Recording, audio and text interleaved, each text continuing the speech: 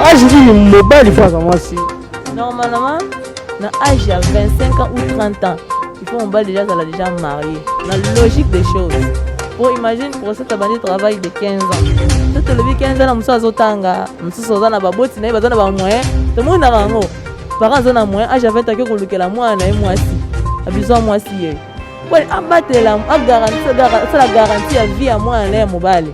Pour au fur et à mesure pour vendre na ba pour prostate qui a zo produit liquide séminal. Parce que les cellules spermatozoïdes de charge c'est du sperme. Ce que spermatozoïdes yango ils enregistrent tant au ça la rapport sexuel ne bima.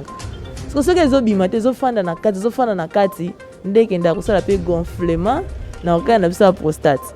Faut y abima, te faut abima na logique de choses va ça li abima. Mais quoi ka yo soto bito landa aussi dépendre pe na mon moyen au muta ozana. Et le zo bomaka biso na zo ngi na cadre va jeune garçon. Eza bango mo balingi makambo ya lix. Mwasi azalaka ndenge moko. Azala pembe, azala mwindu, azala mukusu to azala mulai. Na kati ba déshabiller bango nyonso azalaka ndenge moko. Sexe na ezalaka orange te, to ba tia paradis na kati na moto ezalaka ndenge moko. Parce que ba plaisir to lingaka komi sepelisa. Déjà kenda ko se focaliser na biloko de l'équilibre biso na makasi na munene. Ba bi soso aliaka kolanisa ngongo na ye. Ozo jamais boula forme nene otili soso ando do da kaka. De ozo na mesure na ende allié. Mobali nyonso na mesure na makoki na e. Soka na oya kozana soka luki mwasi na niveau na makoki na rapport sexuel ezalaka traitement. Oui. Comment ils ont traitement? Parce que ezalaka traitement mingi nde to expliquer comment éviter masse wana ko éviter ngo ndenge nini. Na kati ko sala rapport sexuel ozo respecter ndenge c'est au-delà te. Ozo respecter la logique des choses. Na par semaine on ça combien de fois? Par semaine on ça 3 fois. Ah madame ça 3 fois? Oui, 3 fois. Et belete. Et c'est belete. Mon msusu mona une semaine wana nde mabe aso nuire nzoto nae. 3 fois. Solution ya ba fête na bino et yeah papa mama agence univers service et yeah bon na bino partenaire sur bozana Asie na Amérique na Europe balobi ko banga te pour ba fête marchandise na bino otinda ba colis na bino nyonso na agence univers service bituka na bino ba colis na bino nyonso otinda bon agence univers service sécurité ya malamu ezali avec partenaire idéologie et zomi wapi adresse na bino na mikili ya poto yango na République démocratique du Congo to zomi wapi to zomi la capitale na Kinshasa sur l'avenue Farad 27 Bomi na Kasavubu arrêt Lubumbashi kobanga na yote papa mama agence univers service et pour la sécuriser bino ba coller na bino et ko comme avec PPL agence univers service balobi fimbu ya ba agence ezalaka ka moko et pour moi tangu conteneur et yaka ba client bien servi bien assis avec un partenaire idéologie bon contact benga biso na ba numéro et bimi na écran na yo agence univers service ya mwana mboka papa Simon Mazabi na kati ya France et bongo na Kinshasa responsable na Kinshasa c'est Junior Chenda balobi benga biso parce que agence assurance o eza moko petit kala moko ezakaka agence univers service.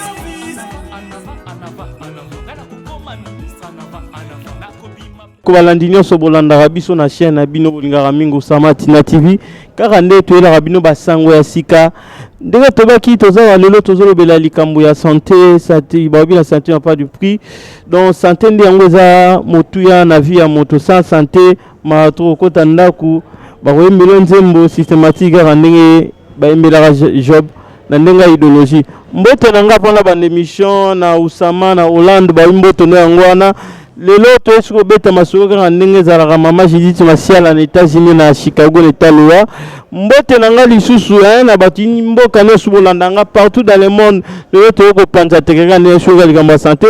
Première émission toyambaki docteur Sarah bolobaki expliquer moi biso bientôt tongi docteur Sarah expliquer biso hémorroïde eza nini ya bieka bando bengoka baner hémorroïde mais tout le monde a parfois mutu mukongo pasi omona nini ni stemso mbali comme ko bima nyonso twana biso symptôme monte ba mais yele lo altongi expliquer biso éclairci biso nguma peut-être beta solo ya maladie oyo babengi ya prostate tokoyeba ndenge ni prostate ndenge nini kosengi mpo moto abika na prostate bango baza na basolution ya hémorroïde baza na basolution ya prostate baza na solution ya diabète nyonso twana lelo tozopanza teke kaka na ndenge ya idéologie lelo bomoi ngai na masque babi corone lie biso ya kino ya ndenge ya idéologie yango biso totimbila tolateli masque assure toyambi docteur Sarah papa mo badaye te soko fungola biso caméra na grâce à pasteur Dona babi na kati ya la base na kianza kaka ndenge za ndenge ya idéologie bayimboka nso kolanda biso église ya kitoko impact ya idéologie ya Porte Victorie Kamicha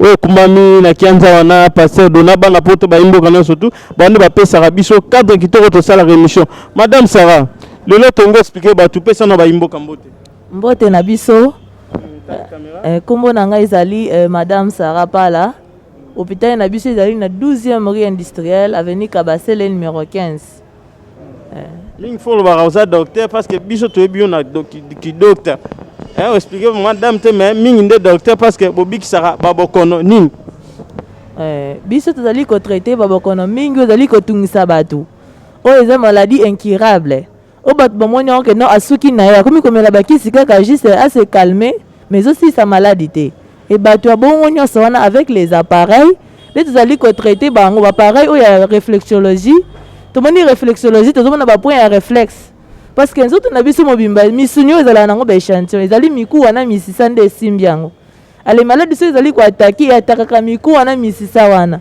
siko bapareil na so ezali mpona kokende kolamusa miku wana elembi wana de peur ke moto azonga na eta na ye normal ya santé lelo tokosala mwa retro moke na hémorroïde ndenge bayimboka basengi babi mama expliquer biso hémorroïde mais alimboli yango maladi malamu te bon hémorroïde ezalaka maladi te ezali misisa moko ya mike mike ezalaka juste na nice yango nde esalaka reno soki olie estomac fini biloko sali te wana o grand intestin azobimisa wana oyoka posa okende kosala toilette posa wana banerf hémorroïdaire nde elamusaka yango bavene wana ye nde elamupesaka posa wana alors soki moto akomi kobela hémorroïde c'est-à-dire bavene hémorroïdaire wana elembi eke kolembisa na banerf mosusu ya mike mike oyo esalaka nango en collaboration yango soki elembi nde moto akenda koya na stade ya bahémorroïde donc basele ya makasi bamosusu azosumba makila voire même mibali mwana peni na ye ezongi na kati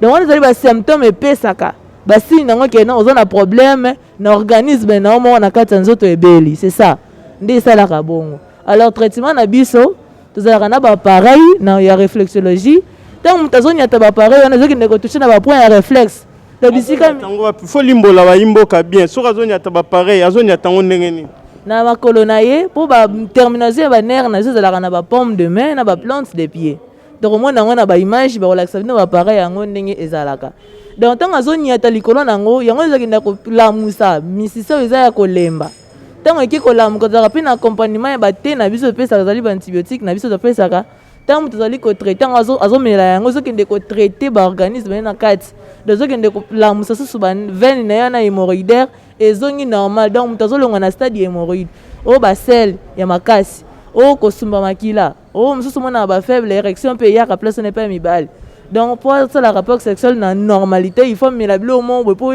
edémoraliser esprit un rapport sexuel ezala juste likambo ya moral ezala nango bisala sa tokendaka kosala wana te donc soki moto akomi inapte ndenge akoluka basungi wana mpe ntango azomela bango nde bakendaka kodétruire organe ya prostate donc ozobakisa mpasi likolo ya mpasi donc lelo mpe tokolobela prostate tokoyoka yango bato ebele azalaki nde na stade akobela prostate te me likolo ya bisalasala parfois hémorroïde ndeke kocréele agent causal nyonso wana eyeli ye donc maladi moko ecréele baselile ebele likolo ya bimelamela donc so toyoki yo bien seke likolo ya bimelamela seke bamama oyo na bandeko to bamelaka batangawisi basalaka biso bazobela banzete banini boyeboye donc mpo na bino na hôpital bino bozo interdit biso tomelaka biloko wana oui parce que yango wana ozomela imagine eza misisa ya mike nde ebeli quel rapport y a-t-il entre misisa na eloko ya makasi ozomela ebiloko wana eza na bagaz baacide bamisisa na biso mosusu nzoto esiportaka acide te makasi ya gaz na acide wana ezokende kodétruire yango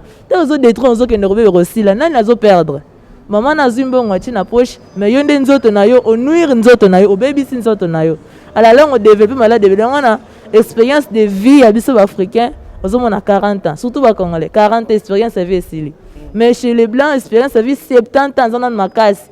A tangisa azo gouverner, a sana makamisala makasi. Mais biso 70 ans dans bengo da koko.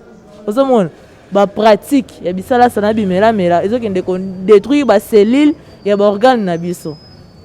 Ba pratique ya bimela na o bisala sana ezo be ba cellule ya nzoto na biso. Oui, Madame Sarah, je pense qu'elle limbo bien pour na bateau no so babela ka hémorroïde. Madame Sarah, l'autre to betel sur la prostate ces années. Bon, bandeko balandi o bazali kolanda biso. Ebele pe nanu bazalaka na prostate wana, mais ayebi yango te soki nkolakisa nini. Eloko salaki ngana nu pasi, ba semaine eti koleka na kutani na ndeko moto tozosolola naye.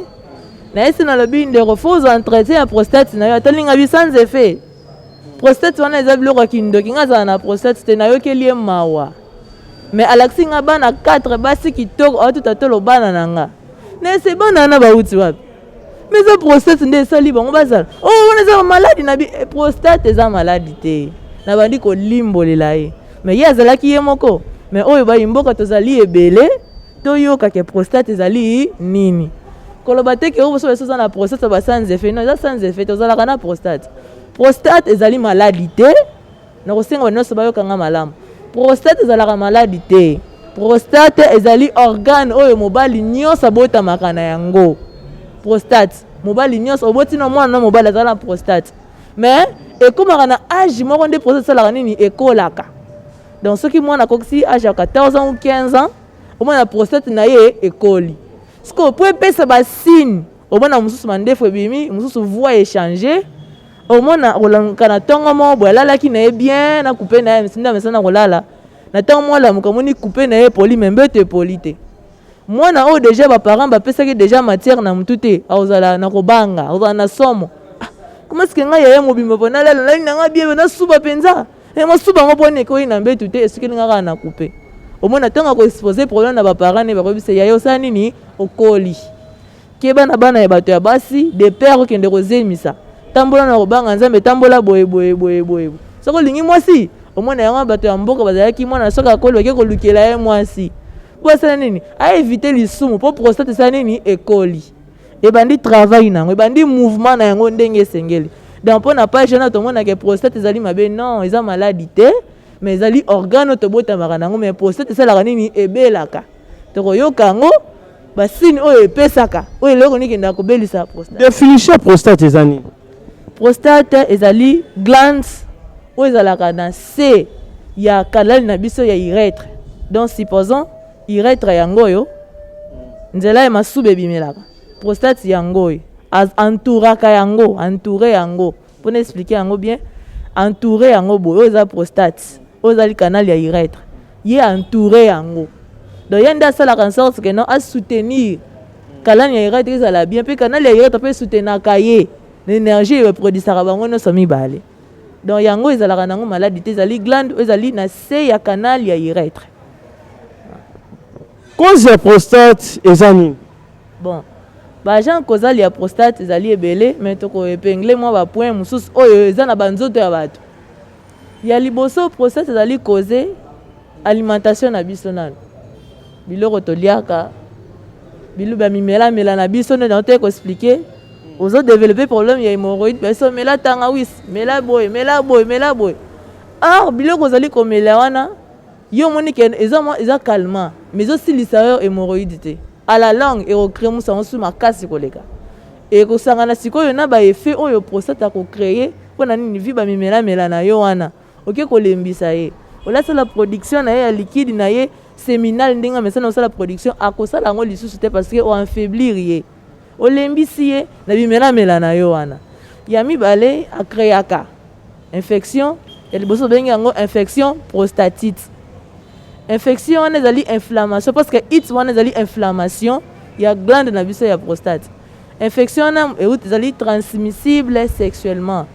Donc muto azali na ba partenaire ebele sans pourtant tenir compte ya santé na bango propriété na bango bazaka ngo ndenge nini parce que moi si balabi azali dépôt ya ba infection à cause de l'infection faut nango pendant 6 mois akoyeba te mais mobile il suffit kotika pan il faut yeba parce que l'érection est comme faible Et là on dit que na comme déjà na nini na infection ba mal à l'aise donc azokoka susu ko supporter te dans organe na ye mukusa pamba au moins na a commis na infection ekoteli infection prostatite mususu pe utaka na manque ya propriété na kati ya nzoto au moins na mwiko mai ezalaka pona basi mbali basokola mai pamba te oyo koma pede nana yebisi yo. Et bon, bah, tu m'as beau mot, tout le monde en a dit là, la prostate, parce qu'on peut madame. Oui, parce que l'infection, il y a des bien moutu ya liboma. Asa na ten ko za soin nzoto na été. Mais toi, ne corps gar ndenge mo pas ndeur chocolat. Pourquoi ba bela honte? Bon, yo ko ba ndenge na bela ta belité. Po ya za muta liboma. Moral na eza ya été. Dans mentalité na eza ya libanda. Mutu déjà le manière na ya mutu et c'est inflammé déjà. Asa so mutu lokwa biso boité. A raisonner ba nzoto na ngezo évoluer ndenge ni. Aza kunate. Aza bien mutu ya liboma.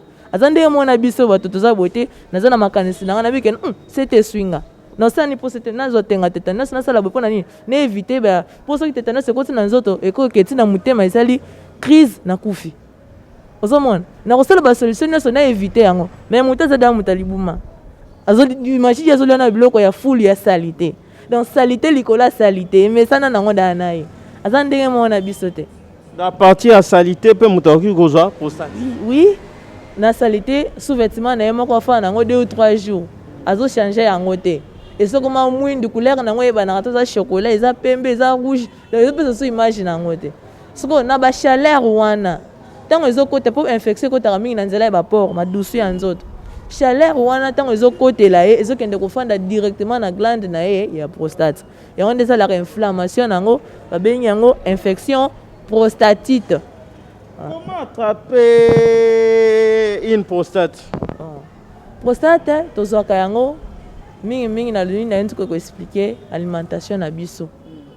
Biloko to liaka eza ya malamu te ya mabe. Docteur, c'est quand tu sula mamba biloko. Voilà. L'alimentation on na mingi bato baliaka biloko bazali frais, biloko bazali bio. Bakweyaka na biloko wana te. Mais biso to lingi biloko mingi ba formol ba mapa rolambelo wa kibi simple or biloko wana nyonso sokende kolembisaka ba nerf ya ba organe na biso interne yango eza faible ezo koke kolembisa yango yango na somo takomi na ba âge moko ya ba 45 ans akomi ko développer problème ya hypertrophie bénigne de prostate donc prostate na ye komi na problème ya mona ka ici na travail peut dire na koli na fanda or na ba mboka eza na bato mususu koko wana ya 80 ans mon PC jeune fille à 15 ans baboti pour asana makasi ezoli biloko zali frais zali bio biloko batie ba formol te ba crée chimique te biloko mabe ekoti na kati te azoli biloko zali naturel nde nzamba sala pona nini ekende kopesa vie na organe na ye interne c'est ça pour na kopesa organe interne et en vie ce qu'on dit biso batuna biso na prostate wa que prostate bato mingi bazwa yango eza kaka mpona soki okuche na basi tellement ebele nde okozwa prostate nde baexplikaka biso eza bongo to ya bongo te prostate okozwa yango na bavoi ebele mosusu mpe okozwa yango na nzela ya basi mosusu yango mpe na mal propriété na yo moko mpe mosusu eutaka na âge oyo na sibino hypertrophie bénigne de prostate yo obotami à partir ya 15 ans ti 45 ans 30 ans na kati nango oboti osali pe ba vie na yo opase ki jeunesse na yo eza lokwa muta sombi mutuka osombi mutuka na ozo entretien mutuka na yo wana te obuli na mutuka ta mutuka ko beba komi bandoki ya famille balinga ngate ndoki liboso eza yo moko parce que le matière nyonso po eumela esengaka entretien ndenge mo pe na nzoto na biso bato prostate wana esali musala de 15 ans à 45 ans 30 ans na kati nango au travailler entretien nini yo zui pa na kati nango ozolonga entretien mon côté et là au moto sungi esunga yo na de façon o évacuer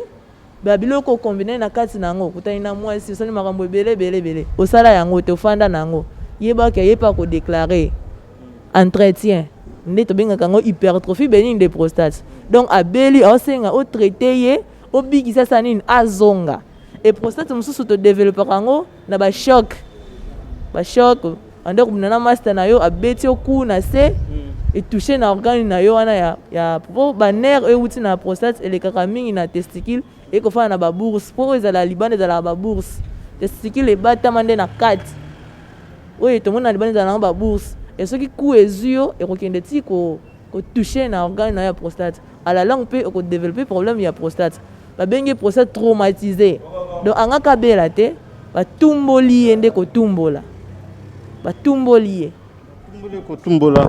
Comment éviter la gonflement de la prostate?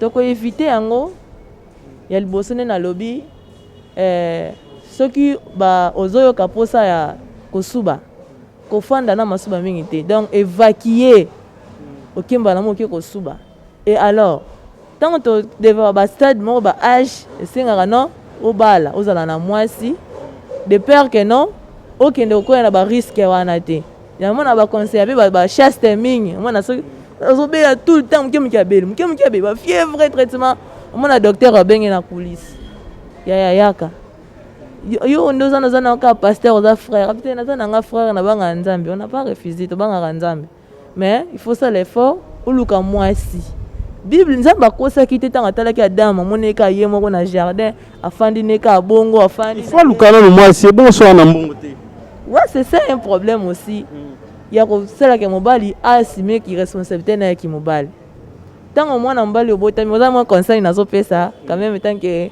musaya na nzambe tant que mutu pa yebi makama nzambe tango yo mwana mbali azala en tête ya famille aza mutu do yo ndoko simba libota isi fiyo botami okoli il faut bunda jaka babaki na kotika te ti okopambolanga na madame docteur Sarah yo zo beta masola bible mais à la République démocratique du Congo oyebi conjoncture mboka ndenge za lelo oyebi ke baya tozo beta ba 45 ans ba 50 ans pe mo zati so âge ni mobile faut moi si normalement na âge ya 25 ans ou 30 ans il faut mobile déjà marié na logique des choses pour imagine pour ça tabandi travail de 15 ans ça te lebi 15 ans na muso azotanga muso oza na baboti na bazana ba moyen te mona rango parents na moyen âge 20 ans ko lukela mwana mwasi abizo mwasi ye pour abatela a garantie ya vie à mwana ya mobali pour au fur et à mesure ko fanda na ba pour prostate ya zo produire liquide séminal ba testicule les sali spermatozoïdes sanga les sali ba sperme siko spermatozoïde yango ezaka juste tango ça la rapport sexuel nde bimaka siko soki ezobima te ezofanda na kati nde ekenda kosala pe gonflement na organe na biso ya prostate po ye abimaka te fo abima na logique de chose basali abima mais koyoka yo so tobi tolanda oseke bozopousse mpe bato ke so azakenda mpe pa batiele abetaka babiloko amepa basi aminga ndondo to yango mompono batietie banini ayende obeta mpona kobatela sante na ye entre ta bible mpe ezoboya bongo oui bible ezoboya yango biso tanke corps médical tokonseyaka bongo mais tant que yo siko chrétien mpona éviter mpe maladie il faut nake na procédure normale so na mbongo te siko ozala na mbongo te mpo il faut luka so naluki nazwi te parce que y a des gens baza mpe balukiluki mpe libala lelo na Congo ya pasi libala na Congo eza vraiment pasi libala ekoma liki o $2500 ya facture otel siko osala ozada $1000 otel badépense nyonso do ozosala te ba $5000 ba $6000 so yo na mosusu na mosala mo ozosala ozwaka na mosusu 70 000 francs 50 000 francs mama siko obala ndenge nini nalobi boye bon ezo dépendre mpe na moyen o muta ozala nango eloko ezobomaka biso nazongi mpe na cadre ba jeune garçon eza bango mo balingi makambo ya lix mwasi azalaka ndenge moko azala pembe azala mwindu azala mukuse to azala mulai na kati ba déshabiller bango nyonso bazalaka kaka ndenge moko sexe na ye ezalaka orange te to batia paradis na kati nango te ezalaka kaka ndenge moko siko ba plaisir o tolingaka komisepelisa nde tokendaka kose focaliser na biloko elekeli biso na makasi na munene babi soso aliaka kolandisa mongongo na ye ozo jamais bula fo munene otyeli soso ando doda kaka de ozo na mesure na ye nde alie mobali nyonso na mesure na ye na makoki na ye soka na oyo akozala nango soki aluki mwasi na niveau na ye makoki na ye akozwa mpo na nini amibatela donc ça veut dire na vie malembe mibatela yo na 2000 francs oyo noluka sikre na Pullman elobi ata bandeko na ngamba malembe na la vie boyoka conseil nde kosunga yo parceque nini tokoki kosala mpo tolonga maladi wana voilà ya liboso ezali éviter kofandisa donc koéjaculer yango Tant opposane ye, il faut bimisa. So moi ça zati. Oro sa masturbation, vous permettre de sa masturbation. Masturbation te. To lobi bien que na muto azana wana to ke na conseil na muto azana mwasi. Pour biso, il faut savoir conseil, on peut se comme so comment muto na mwasi to na opa na mwasi, peut tous les deux exemples wana. Muto na mwasi te to expliquer. Aluka, azwa. So ajouter. Abundana. Abundana bo so ajouter ba fille le père wa fille, faut mon attendre quelque chose. Bon ndi mora boy. Moi tana otinde ya ke ne kapela. Ya onte nazoloba te. Eloko ebomaka biso ba jeune garçon to lingi vie à risque. Madame Sarah, moi ça un peu mususu ko linga epelelo boy. Pour bimana ils avaient pas ça. Alors tu le ba rigueur ma case pas peu mon appel au bétia 3 mois 4 mois mon a répété. Et ça moi c'est une fois dans la facilité mon en d'autres nae. Et sous son mobile yana mesana déjà tata da faible mambaba sa koka na été. Ako sala nini? Wana siko yosenga ye a accomplir ba devoir na ye ba compétence. Pas bilo ba docteur bosunga e. A accomplir ba compétence na ye. Biso to pesa conseil na sima na to lobani. To tindi kyote ke mwana fi mwana na tongo ni kane basani yote mana convenio tala katala ye. Morale bebe ke bebe sa mwana ba to tindi obongo te. Muza mwana mobali. Luka na makoki na yo. Oza oyo ya yo ya niveau na yo ya makoki na yo. Au fan de sa de père au mi batela. Pour en d'autres termes, rapport sexuel à la traitement. Oui. Comment ils ont le traitement? Parce que le traitement mingi nde to expliquer comment éviter masse wana ko éviter ngondenge ni. Na kati ko sala rapport sexuel, ozo respecter ndenge c'est au-delà te. Ozo respecter la logique des choses. Na par semaine on ça combien de fois? Par semaine on ça 3 fois. Ah madame ça 3 fois? Oui, 3 fois. Eh belete. Et c'est belete. Mon sous mona une semaine, wana nde mabia so nuire nzoto na ye. 3 fois par jour. 3 fois par semaine, pardon. 3 fois par semaine. Wana pas 3 fois par semaine. Nde bambalo babeta ba 2 coups, ba 1 coup. 1 coup pero qui non la semaine. Bon, ça peut se dépendre pena makasi ya mutu na force mutu za na ngwa nzoto na ye. Parce que ko nuire nzoto na to kende au-delà ba moyen na yo. Non. Parce que au-delà te nde bisika force ne zo sukela okosuka wana parce que au-delà ils appellent risque. Oko kata pe OK. Moi est-ce que le yo lobi que 3 fois na semaine mutu fois madame moi 3 fois par semaine. Ce que ba oyo bazana ngo wana te sikoyo. 3 fois ce que azana mbongo te au salani. C'est que OK ne peut mpandi kuna. Te wana to tindike na lisumu. Otindika lisumu so bo tike bo te ka obela pe makasi. Te il faut aluka score a usat à respecter le régime alimentaire nae. Ozomona ko respecter le régime alimentaire na yo ozoli biloko ezali frais ezali bio et ko sunga epe en attendant aluka oya ye lipamboli asa procurer nango ya mibale te lobi pona ko éviter yango kaka ezali ce ko fandisaka mingi ba urine te oki posa ko suba ozofanda nango non tango ozofanda nango wana vesi tango ezovimba ekenda pe ko tufe organe na biso ya prostate et fur et à mesure ça étouffé ya linga za la étouffé te ya mingi ba pekisa ba mibali ko fana le roi moi stokangi makolo non ozo étouffé mo fana ma position mo ya bien de peur que tant ozo tika espace ozo respirer parce que ben de énergie ozali bio naturel ozo respirer pe de mon agano et ça la non organe ya bana mibali ezala bien donc organe prostate ezala c'est question na landi bo biso ba balata ba couper ki kanga nzoto alalaka nango eza mabe to mabe makasi mbali jamais akola ta pantalon serré bakanga dadi aki olata sou nani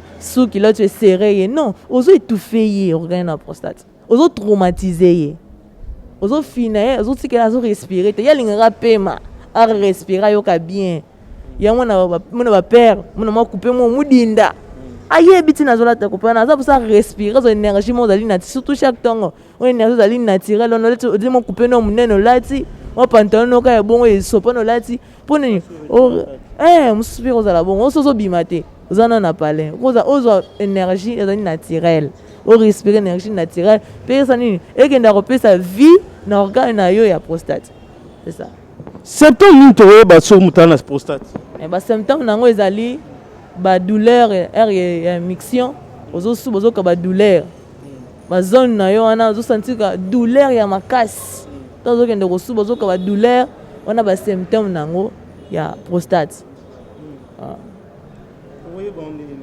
na ba douleur ezo pesa ozo kende ko suba ba douleur pe mosusu ozokutaka bafièvre bafièvre ya makasi bafièvre mpo mapamba nde na ozoexplike outi kobela okei na hôpital batraite yo ozongeli lisu maladi yo kasi ko na comprendre te na obelabela fort yango wana sikoyo mpona traitement na biso ya prostate bino botraitaka sikoyo nde solution nini mpona bino voilà yango wana solution na biso mpona bato bazali kosouffrir na bastade wana omona surtout organe ya prostate ebeli o toki aleka na intervention chirurgicale yango mpe ndeko na biso azoleka nango bafrère na nga basengi ba $1500 mpo basala ye opération intervention chirurgicale wana ntango yo okoleka na yango yebaka yango keno okotikala inapt okotikala ndambu mobali ya pantalon ya kombo mena masolo zero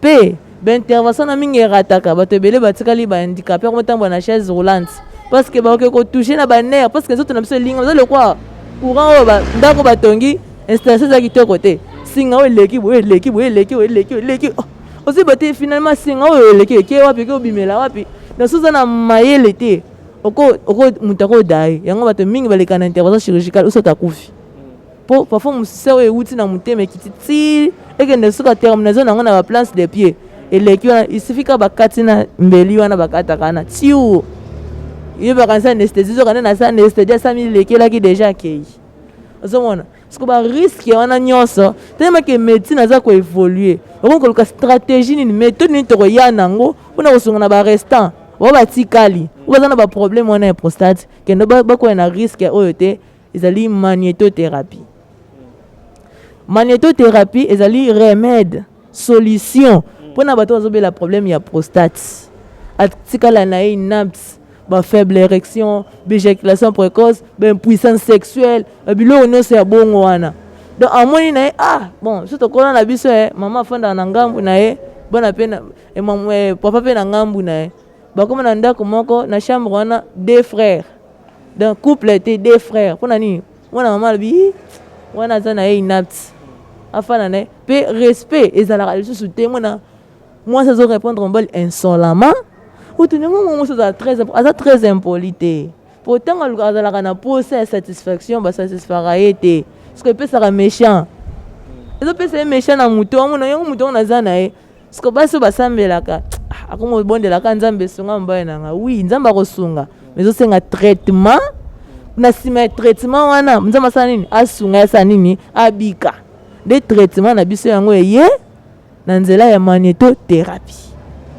magnétothérapie basabo bapasi tokomi okóma daya na suka tomoshi te mpona kozwa bino mpona kolanda traitement bayimboka baki kosala nini bon biso adresse na biso ezali na 12e rue industrielle avenue Kabasele numéro 15 12e rue industrielle ya Limete avenue Kabasele numéro 15 hôpital na biso ezali maximum TBL group okoya wana numéro na biso mpe telefone ezali 082 12 36 229 082 12 36 229 okobenga na numéro oyo korejoindre Dr Sarah na kabidi na ye akoyamba yo problème no ya prostate wana okomi na faible érection komi na éjaculation précoce impuissance sexuelle na ndako mama binemi biso na pamba bana bakomprena bino te bosonaka kaka bitumba solution toyeli bino papa komona nyonso mpasi te olukaka batro $5,000 $10,000 koka na intervention ya prostate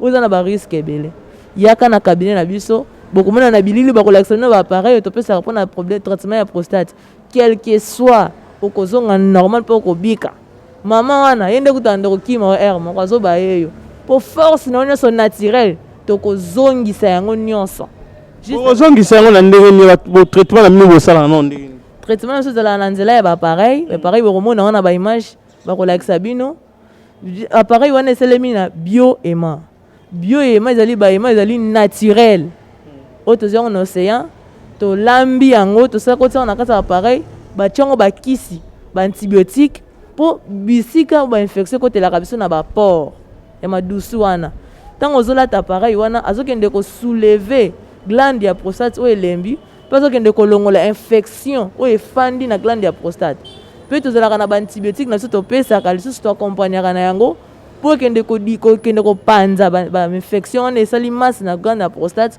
oyo ekomi koétouffe baérection ekomi koétouffe yo osala ata rapport sexuel moyen osala yango ezali te ekomi na bafaiblesse bapareil wana tokopesa yo kende kolamusa yo elamusa banere na yo elembi elamusa organe na yo elembi donc okozonga na état normal. Intervention sans cicatrice, opération sans cicatrice, juste avec les appareils. Donc, solution otoye na bino yango wana. Solution ba le bino yango wana tokumi na suka Teresa Likamba ngonga.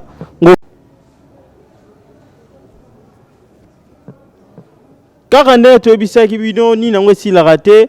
Nde kaka docteur Sarah uti ko expliquer biso ba imboka. Nde bika na santé n'a pas de prix. Donc soko ngobika soko ngoba te santé. Luka ba docteur Sarah numéro na bango yango ane bina na se écran na bino obenga bango baza na 12e rite wana République démocratique du Congo na capitale na Kinshasa. Donc soki boye bobenga bon numéro wana okoza traitement avec impact na idéologique ande biso to bara soko moto ko ndimate biso moto moni ba pareil na bango yango wana bazo balancer yango et pas tonton mo ba na écran na bino yango ande zo sunga ba imboka nyosu mot de la fin na yo na journal elo ezani madame. On appelle Simbote na bainoso bazali kolanda biso bao bazui chance pe occasion ya kolanda makambo oyo bao pe bazui connaissance oso ndo mona ke process za biloko molili ya kindoki zoka nde na bota makanango ebelaka pe bazui ba méthode nini ya komi batela de père abela te pe bao babeli baozo ka solution ezate boyoki solution to elibino maboko polele boya bozala satisfait bozala décidé ezala ozana papa na yo azana problème na process on ndeko na yo ozana ndeko no pe mobali aza jeune marié azana mwasi ne ba botaka te azana ba trouble na kati ya prostate na ye nde créer nyonso wana da boya na bango en tout cas bozala décidé so bolingi bana mapasa bokozala méthode ozala bana mapasa so bolingi yo bana mibali bokozwa boya na cabinet na biso en tout cas bozala décidé napesi mbote na bino so likolanda biso. Bon dimanche à tous. Bon dimanche à tous car ndenge lobi docteur Sarah Mbote na ngana ba imboka nyoso tu bolanda biso bo bandolanda émission santé oyo nde to yambi nani docteur Sarah to yamba isusu ba imboka ba docteur mususu bazobikisa bokono ben oto benga ba maladie incurable bo monsieur senga rapport le quand faut le kana chirurgie ba opérer ba katume ezana ba solution ro le kanu na ndebo ba pasolo te mais à partir ya ba goya ba kisi pe obiki avec dada na impact na idéologie mbote na ngana ba imboka no so balanda biso na apôtre Victorien Mokonzi ya la Pedi Congo wa simbi tous les organes nyonso tu a passé en Congo o aboya sele mokili mbote na pasteur dona ba mokambi ya la base na Kianza na commune Ngaba na ndenga idéologie mbote na Judith Martial en États-Unis mbote na ngana Usama ba bi tozo zela rara tozo tindelo ba photo parce que bientôt bureautique ezo fungama avec dada na impact idéologie mais avec impact idéologie deka na Canada ba bi yango monsieur obai pona santé yango to limboli docteur Sarayo alobi ndenge bobaka alimbola vraiment ndenge sengeli mbote na ngali susu na baimbo kono subolanda biso agence ezara moko agence botinda biloko na bino na agence univers service na lobi bien agence univers service ya mwana mboka papa Simo na France bozoye na France na Kinshasa toza na Farage na Kasavubu are Lubumbashi botinda biloko na bino na avec assurance babio agence ni agence ezara moko univers service bye bye. Solution ya ba fête na bino papa mama agence univers service bon na bino partenaire sur bozana Asie na Amérique na Europe balobi ko banga te pour ba fête marchandise na bino otinda ba colis na bino nyonso na agence univers service bituka na bino ba colis na bino nyonso otinda bon agence univers service sécurité ya malamu ezali avec partenaire idéologie ezwami wapi adresse na bino na mikili ya poto yango na République démocratique du Congo tozwami wapi tozwami na capitale na Kinshasa sur l'avenue Farage 27 bomi na Kasavubu arrêt Lubumbashi kobanga na yote papa mama agence univers service et pour la sécuriser bino ba coller na bino et comme avec pepele agence univers service balobi fimbu ya agence ezalaka moko et pour moi tangu conteneur eyaka ba client bien servi, bien assis, avec un patinet idéologique. Bon à contact, benga biso na ba numéro ebimi na C écran na yo. Agence Univers Service ya mwana mboka Papa Simon Mazabi na kati ya France. Et bongo na Kinshasa responsable na Kinshasa c'est Junior Tienda. Balobi benga biso parce que agence assurance o eza moko petit kala moko ezakaka agence Univers Service.